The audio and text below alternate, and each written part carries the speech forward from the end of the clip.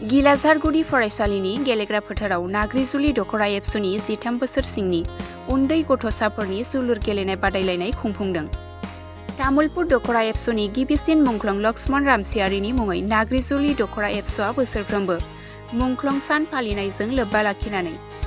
जोलुर गेलेनाय बादायलायनाय खुंफुंबोनाय बायदिनो देग्लायबो एबसुनि बड'फा गोजोरथियारि सोलायनाय मावथांखिखौ बिथा खालामनानै गिलाझारगुरि फरायसालिनि गेलेग्रा फोथाराव नाग्रिजुलि दखरा एबसुआ 35थि मुंख्लं लक्ष्मण रामसियारिनि मुंख्लं सान फालिनायजों नाग्रिजुलि दखरा एबसुनि सिङाव थानाय 13 बोसोर बैसो सिंनि उन्दै गथ'साफोरनि जोलुर गेलेनाय बादायलायनाय खुंफुंदों। गिबि हाबाफारि बादियै फुंबिलिनि समाव फिरफिलाया एबसुनि फिरफिला बिरहोनाय हाबाफारिखौ मावफुंनानै होयो। नाग्रिजुलि दखरा एबसुनि आफादगिरि अमृत रामसियारिया मुंख्लं खाम्फायाव बिबार बावनाय हाबाफारिखौ मावफुंनानै होयो। तामुलपुर जिल्ला एबसुनि आफादगिरि बानेश्वर नार्जारिया आरो 35थि मुंख्लं लक्ष्मण रामसियारिनि मुंख्लं सान फालिनायजों नाग्रिजुलि दखरा एबसुनि सिङाव थानाय 13 बोसोर बैसो सिंनि उन्दै गथ'साफोरनि जोलुर गेलेनाय बादायलायनायखौ बेखेवनानै होयो। तामुलपुर जिल्ला एबसुनि लोगो आफादगिरि जीवन जिउ बसुमतारिया थारैनो नाग्रिजुलि दखरा एबसुनि 13 बोसोर बैसो सिंनि उन्दै गथ'साफोरनि जोलुर गेलेनाय बादायलायनायाव गासै 4 हानजाया बाहागो लायो। 35थि मुंख्लं लक्ष्मण रामसियारिनि मुंख्लं सान फालिनायजों नाग्रिजुलि दखरा एबसुनि सिङाव थानाय 13 बोसोर बैसो सिंनि उन्दै गथ'साफोरनि जोलुर गेलेनाय बादायलायनायखौ खुंफुंनायजों लोब्बा लाखिनानै जिल्ला एबसुनि आफादगिरि आरो दखरा एबसुनि आफादगिरि बिथांमोना मा फोरमायखो फै मिथिना लानि। नाग्रिजुलि दखरा दुलाराय बर' फरायसा आफादनि सिङाव मुंख्लं लक्ष्मण रामसियारि बिथाङा दिनै मुंख्लं जानाया 35 बोसोराव आगान होबाय। दिनैनि बिथांनि जि मुंख्लं सान बेवहाय जि खाम्फायाव गोथार आलारि बाथि फोजोंनाय बे हाबाफारियाव आङो जिल्ला एबसुनिफ्राय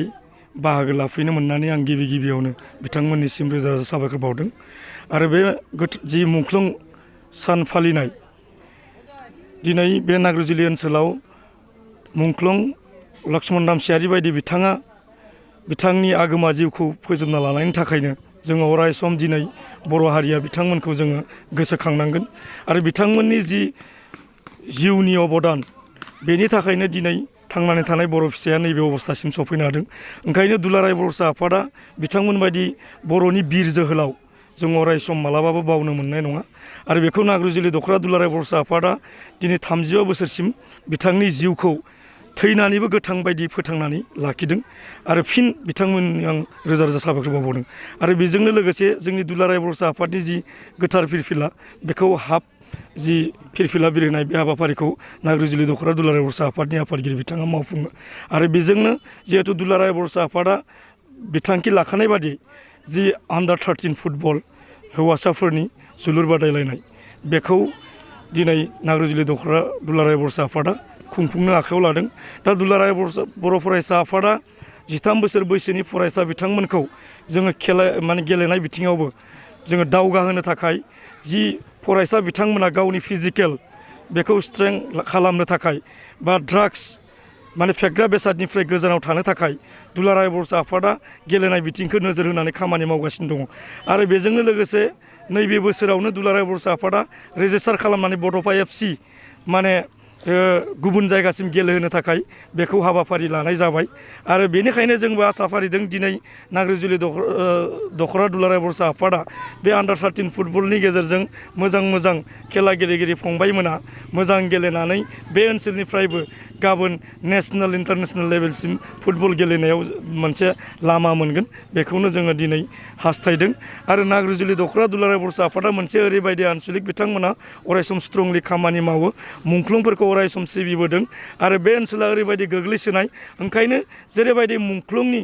मुंखौ लाखिनो थाखाय जोङो दिनै बिटिआर बायदि मोनसे सुक्ति मोननो हादों। बेनि सिगाङाव बिएसि बिटिसि दा बेनिखायनो बे गोग्लैनाय ओनसोलखौबो दिनै नैबे समनि गेजेरजों मुंख्लं जे लक्ष्मण रामसियारिनि जे दिनै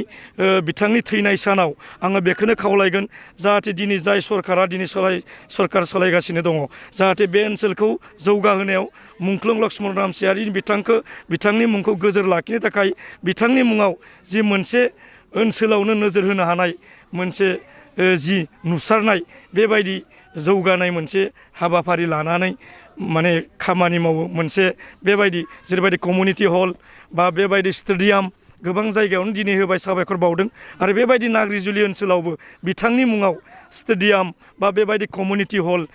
जोङो तामुलपुर जिल्ला एबसुनिफ्राय आङो दिनै सरकार बिथांमोननिसिम खावलायहरनाय थाबाय जाहाथे बिथांमोना उननि समफोराव जाहाथे मोजां सिन्था खालामनानै बे ओनसोलाव जाहाथे बेबायदि हाबाफारिफोरखौ लाफुंनायाव बिथांमोना खामानि मावो आङो दिनै माने बिटिआर सरकारनिसिम माने बिथांमोनखौ खावलायहरनाय थाबाय बुंनांगोन दिनै बेबायदि गोग्लैसोनाय गामि एरियानिफ्रायबोदि खेला गेलेनायाव जोबोद गोसो होनानै जोंनि उन्दै उन्दै फंबायमोना दिनै खेला गेलेनो माने खाबु लानो थाखाय सानबाय थायो नाथाय बेबायदि माने जाफुंसार खेला गेलेनायनि जि मोनसे फिल्डनि बाथ्रा बेबायदि प्लेटफर्मखौ मालाबाबो मोननो हायाखै दा बेनिखायनो आङो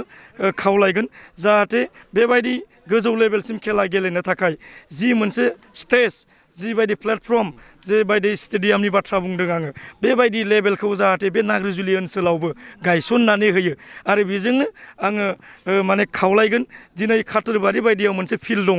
जाय खाथोरबारि फिल्डनि गेजेरजों नाग्रिजुलि ओनसोलाव खेला गेलेनाया दिनै दावगागासिनो दङ आरो बिनिख्रुइ जुदि जौगासारनाय मोनसे स्टेडियाम बेबायदि मोननो हायोब्ला सरकारा जुदि बेखौ जुदि गायसननानै होयोब्ला थारैनो बे नाग्रिजुलि ओनसोलनिफ्रायबो खेला गेलेनायाव मोजां लामा लानो हागोन बा मोजां खेला गेलेगिरि जि माने दिहुननो हागोन बा बरननो हागोन बेखौ अरायसम तामुलपुर जिल्ला एबसुनिफ्राय जोंहा फोथायनाय दङ आरो बेनि थाखायनो आङो बिटिआर सरकारनि बा आसाम सरकारनिसिम आङो तामुलपुर जिल्ला एबसुनि जानानै आङो गुरैयै खावलायहरनाय थाबाय।